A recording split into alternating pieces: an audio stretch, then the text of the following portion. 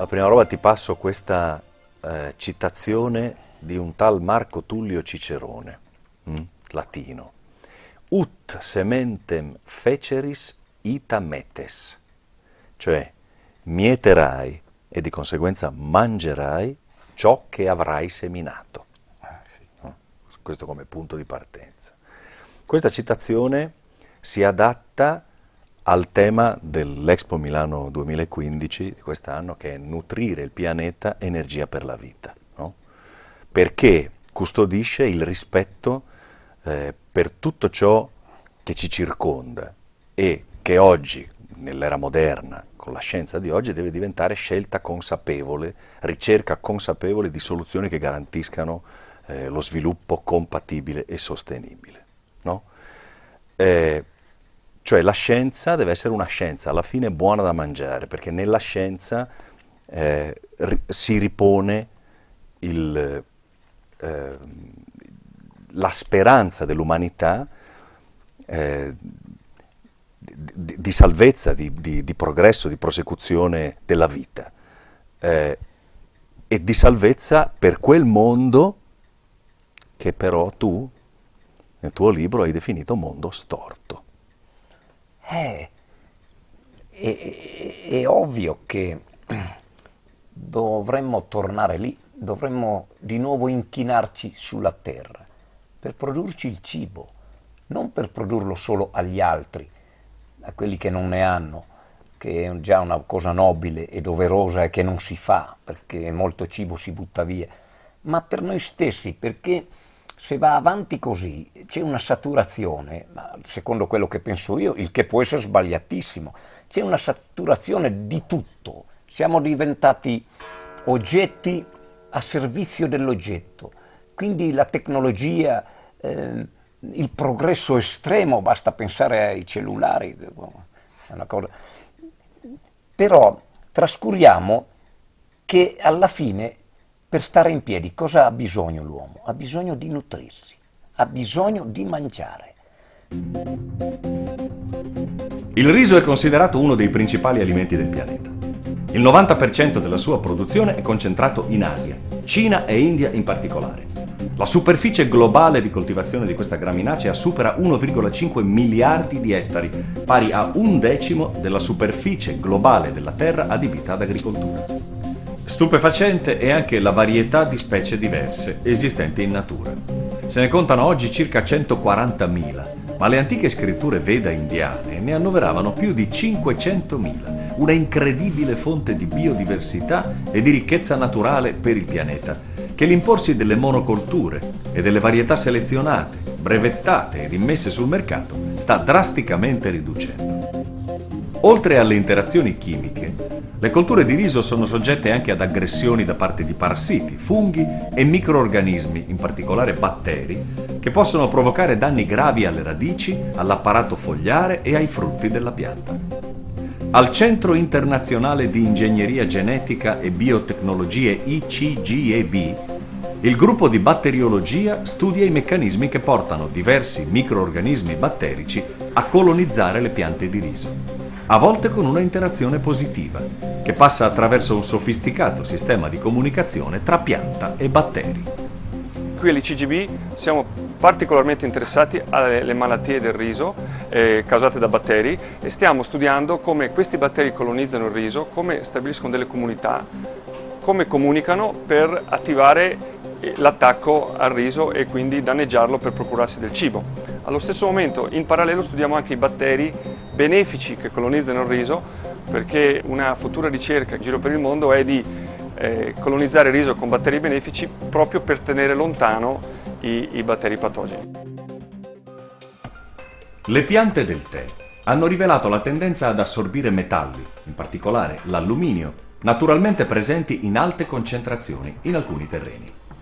Ad Elettra Sincrotrone Trieste, i ricercatori, con tecniche radiografiche e spettroscopiche ad altissima risoluzione, sono in grado di condurre analisi profonde dei tessuti vegetali, localizzando e quantificando con precisione gli atomi dei metalli assorbiti. Grazie a un potente microscopio, il TwinMic, è stato studiato l'accumulo di alluminio nelle foglie del tè per meglio comprendere quale sia la tolleranza a questo metallo da parte della pianta e quali le conseguenze sull'uomo.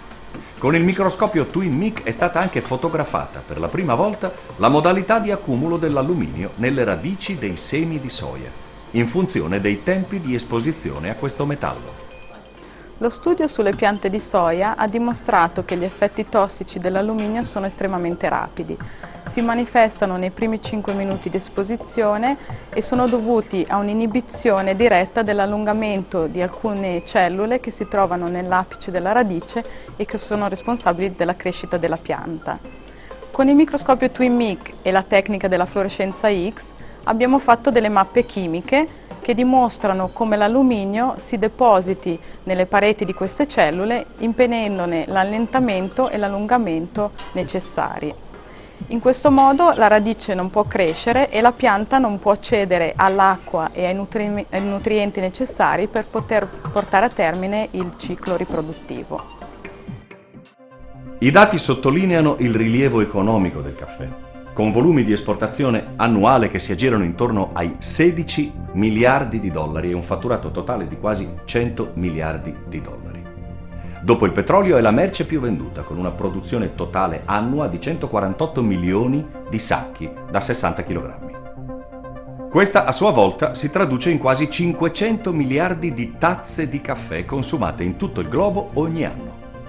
Anche per il caffè, le cui varietà commerciali sono solo una piccola parte di quelle botaniche, la biodiversità all'interno di una specie è fondamentale per garantire un'adeguata diffusione dei geni e prevenire lo sviluppo di piante poco resistenti alle mutevoli avversità dell'ambiente. Nei laboratori di DNA Analitica SRL si è costruita nel tempo una banca dati del caffè e un progetto analogo si sta realizzando per il cacao. In questo laboratorio abbiamo sviluppato delle tecniche molecolari per analizzare il DNA. In pratica un fingerprinting, che è la stessa tecnica che viene utilizzata per l'identificazione umana, noi l'abbiamo estesa ai cibi. E abbiamo messo a punto tecniche che ci consentono di estrarre il DNA addirittura da una singola tazzina di caffè. C'è ancora un po' di DNA sufficientemente integro da poter fare delle analisi e quindi confrontarlo poi con le nostre banche dati. Tutta questa operazione è evidentemente per dare un vantaggio e un punto di riferimento certo sia agli operatori del mondo del caffè, ma anche al consumatore, perché così possiamo dire con certezza cos'è che stiamo bevendo. Le cifre arrivano dall'Agenzia Internazionale dell'Energia Rinnovabile. Nel 2030 la biomassa potrebbe arrivare a rappresentare il 60% del consumo di energia rinnovabile, coprendo il 20% del consumo energetico complessivo della Terra. Insomma, è necessario dare valore agli scarti alimentari per trasformare rifiuti come fondi di caffè, oli esausti di frittura, sanse provenienti da spremiture, bucce di frutta e verdura e grassi animali in materiali da riutilizzare nei processi produttivi o per produrre energia. È quello che fa Eco Food Engineering, spin-off dell'Università di Trieste, che opera all'interno di Innovation Factory, l'incubatore di imprese innovative di Area Science Park. L'uso di tecnologia ambientalmente sostenibile permette di recuperare dagli scarti vegetali diversi prodotti, quali ad esempio oli essenziali, plastica, alluminio, e con gli scarti solidi residui è possibile ottenere diverse forme di energia o di materia, quali ad esempio un olio dal caffè, una biomassa dallo scarto alimentare, la cellulosa per la costruzione delle borse per le spese alimentari o ancora in compost. Questa tecnologia per il recupero degli scarti vegetali segue una filosofia dello zero waste, ovvero segue il concetto di alta efficienza, rispetto dell'economia circolare, etica verso un mondo privo di rifiuti. L'obiettivo di Eco Food Engineering è quello di andare verso un mondo sempre più verde che riduce o al minimo la produzione dei rifiuti. Nel mondo 2,5 miliardi di persone utilizzano ancora la legna come fonte principale di energia. E questo soprattutto nei paesi in via di sviluppo, dove non esiste una gestione forestale sostenibile, si traduce spesso in elevato tasso di deforestazione. In questi paesi tutoli e stocchi di mais o gusci di noci, arachidi, cocchi, segatura sono solo alcuni dei diversi tipi di residui agricoli o di scarti dell'industria alimentare che possono essere utilizzati per produrre energia, in alternativa ai costosi metano e petrolio o alla legna da ardere.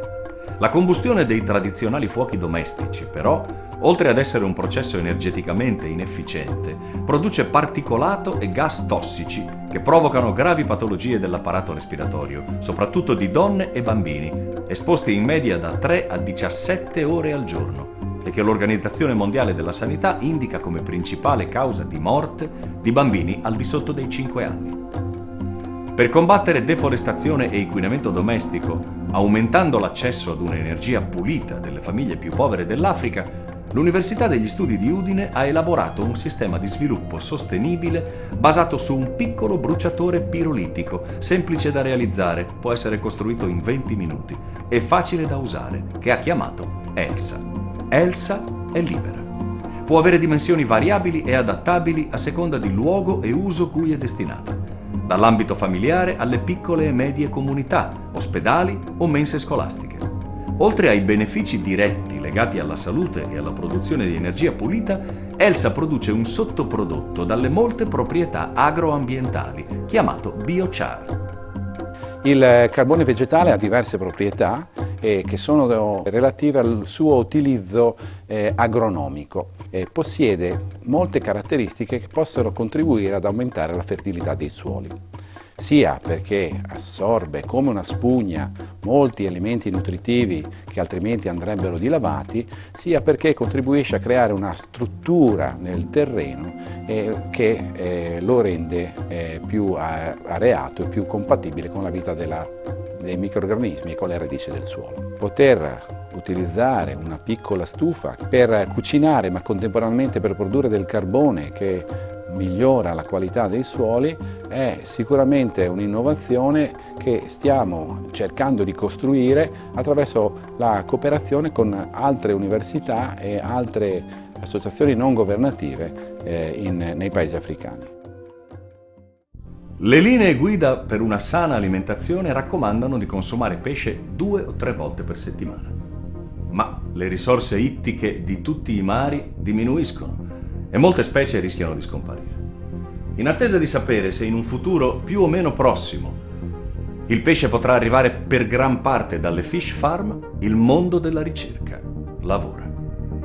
Si chiama Innovacqua, un progetto nato per creare un ponte tra il mondo della ricerca e il mondo dei piscicoltori italiani e sloveni, che coinvolge le università di Trieste, Udine, Padova, Nova Gorica, IZS delle Venezie e la Camera dell'Agricoltura e Foreste della Slovenia e la cooperativa Shoreline di Trieste. Obiettivo? Creare una rete permanente di istituzioni accademiche, di ricerca e di imprese per orientare le conoscenze scientifiche disponibili verso lo sviluppo di innovazioni tecnologiche utili agli allevatori, sulla base di esigenze e problematiche da loro espresse. Il nome stesso del progetto ne evidenzia la sua finalità, cioè quella di creare una rete per l'innovazione nel settore dell'acquacoltura. Questo sposa la terza missione dell'università, leader partner in questo progetto, ed ha permesso di coinvolgere enti ed imprese che avevano già un dialogo con i produttori di pesce. Dal punto di vista scientifico, la ricerca si è concentrata sulla profilassi delle malattie, sulla creazione di vaccini stabulogeni anche transfrontalieri, sull'utilizzo dei peptidi antimicrobici come adiuvanti di cibo o come adiuvanti di vaccini, oppure disciolti nell'acqua come disinfettanti. Inoltre ha permesso anche di testare dei nuovi piccoli impianti di depurazione delle acque utilizzando nanomateriali.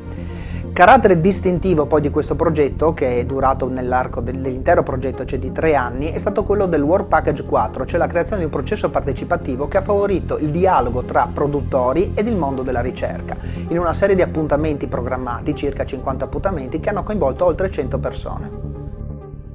Si trovano a una distanza compresa fra 1 e 10 miglia dalla linea di costa e una profondità variabile fra gli 8 e i 22 metri. Sono le trezze. affioramenti rocciosi che sbucano dai fondali sabbiosi dell'Alto Adriatico. Rappresentano una sorta di reef ricco di vita e di colori, vere nicchie di biodiversità. Trecorala è il progetto dedicato allo studio delle trezze, che oltre alla ricerca geologica su queste rocce ha valutato ed analizzato la funzione di queste strutture per la riproduzione di molluschi bivalvi e cefalopodi come capponaste, canestrelli, calamari, seppie, eccetera. Nell'ambito del progetto Trecorala questi affioramenti sono stati studiati sia dal punto di vista geologico che dal punto di vista biologico. In particolare, considerata l'importanza dal punto di vista della captazione delle uova per alcune specie importanti come i cefalopodi oppure i molluschi bivalvi, sono stati svolti alcuni studi per valutare l'esatta capacità di riproduzione, o meglio di captazione, delle uova da parte di queste strutture. I risultati sono stati piuttosto importanti e ci hanno consentito di dire che le trezze, quelle dell'Alto Adriatico, in particolare quelle del Friuli Venezia Giulia, sono estremamente importanti sia per gli aspetti di riproduzione che anche per gli aspetti di biodiversità. Qualità e sicurezza degli alimenti sono aspetti molto importanti. Esiste un patto implicito, fondato sulla fiducia tra chi compra e chi produce, e questo vale moltissimo in campo alimentare. La messa a punto di kit analitici rapidi ma accurati per il settore alimentare e zootecnico è un filone di ricerca in espansione. In Area Science Park sono i laboratori di Tecna ad essere specializzati nello sviluppo di questi kit, semplici e a disposizione immediata di chi consuma il prodotto. Tecna lavora su miele, carne, cereali, mangimi, prodotti ittici e latte fresco, alimento fondamentale fin dalla prima infanzia. Il fattore più importante nell'efficacia, nell'efficienza dei controlli alimentari è sicuramente quello di poter implementare degli autocontrolli, cioè il fatto che siano le industrie alimentari a controllare le proprie materie prime, i propri prodotti, piuttosto che basarsi soltanto sui controlli ufficiali, sui controlli statali, governativi. Per poter far questo però è fondamentale che siano disponibili dei test sufficientemente rapidi e semplici, cioè le aziende non devono rivolgersi soltanto a dei laboratori esterni estremamente attrezzati, come fanno prevalentemente oggi, ma devono implementare sempre di più dei controlli rapidi in casa. Questo vale particolarmente per materie prime come il latte, che essendo estremamente deperibili hanno necessità di un ciclo produttivo molto rapido. È per questo che la Tecna ha sviluppato test di questo tipo, che sono test qualche volta a lettura visiva, qualche volta con necessità di un piccolo strumento come assistenza, che permettono in pochi minuti di determinare la presenza di contaminanti chimici pericolosi in tracce anche a poche parti per bilioni, e questo tipo di test sono disponibili sia per il latte sia per alcuni cereali come il mais, e anche stiamo lavorando per allergeni alimentari e per evitare le sofisticazioni e le adulterazioni, per esempio l'aggiunta di latte bovino in latte ovicaprino e quindi la sofisticazione del pecorino. Non meno importante della sicurezza è la qualità nutrizionale ed organolettica dei cibi che mangiamo. Gusto, profumo, rilascio di sostanze nutrienti, resistenza ai batteri, modalità di conservazione dipendono in maniera diretta dalla loro microstruttura. Ma che cosa succede a un prodotto alimentare durante il congelamento? Come cambia la struttura del grasso al cambiare della temperatura? Come influisce sulle proprietà organolettiche di un cibo? Sono alcune delle domande a cui un gruppo di ricercatori del Consiglio Nazionale delle Ricerche, CNR, in collaborazione con il Dipartimento di Scienza degli Alimenti dell'Università di Udine, sta cercando di rispondere, utilizzando la cristallografia a raggi X nel centro di ricerca Elettra. In particolare il gruppo si dedica a quella che gli esperti chiamano caratterizzazione strutturale di sostanze come oli, emulsioni e idrogel di interesse per l'industria alimentare. Le nostre ricerche sono concentrate su componenti di interesse per le scienze dell'alimentazione, lipidi, emulsioni, idrogel, e in particolare studiare la loro struttura e il suo comportamento nel tempo. Per questo abbiamo necessità dello strumento della luce di sincrotrone, che permette un'analisi molto dettagliata del comportamento di queste strutture alimentari. Questo è di interesse sia per lo studio della conservazione dei cibi e della loro durata sullo scaffale, sia per quello che riguarda la possibilità di utilizzare dei vettori costituiti da lipidi, emulsioni e gel per introdurre nell'organismo sostanze di interesse medico o anche cosmetico. Le etichette dei prodotti che consumiamo non sono sempre chiare e talvolta non riportano particolari importanti sulla composizione dei cibi. Particolari che invece sarebbe meglio conoscere per avere un quadro completo degli ingredienti utilizzati. Oggi è possibile farlo con Genius Food e Genius Veg, app gratuite che permettono di interpretare e tradurre l'etichetta in un linguaggio comprensibile a tutti, individuando la presenza di uno o più ingredienti indesiderati e offrendo insieme una lista di prodotti alternativi. Grazie a Genius Food e Genius Veg basta inquadrare il codice a barre di un prodotto alimentare con la telecamera dello smartphone e avere in tempo reale una risposta rapida e sicura sulla composizione degli alimenti e inoltre avere eventualmente prodotti alternativi presenti sullo scaffale. Genius Food è soprattutto indicato per persone con allergie e intolleranze. Si pensi che in Italia oltre 2 milioni di persone sono affette da allergie alimentari e oltre 30 milioni da intolleranze alimentari. Con Genius Veg, l'app dedicata a vegetariani e vegani, è possibile invece capire se all'interno di un prodotto alimentare è presente un ingrediente di origine animale e quindi poter scegliere in massima sicurezza il prodotto maggiormente compatibile per la propria dieta o scelta alimentare. Non è la tua verve polemica che ogni tanto mi affascina di te, ma la tua capacità di rimanere ancorato al sogno. Occorre tornare tutti a diventare imprenditori di terra. Questa è paradossale, è un'utopia balorda, patetica. Tornare a inginocchiarsi sulla terra. Ecco, e quindi arriveremo al paradosso e forse al miracolo che uno ci chiede: lei che lavoro fa? Uno può dire l'attore, l'altro l'ingegnere, uno il cameraman. Invece dovremmo dire: io mi faccio il cibo e saremmo invincibili. L'uomo ha sotto mano l'invincibilità.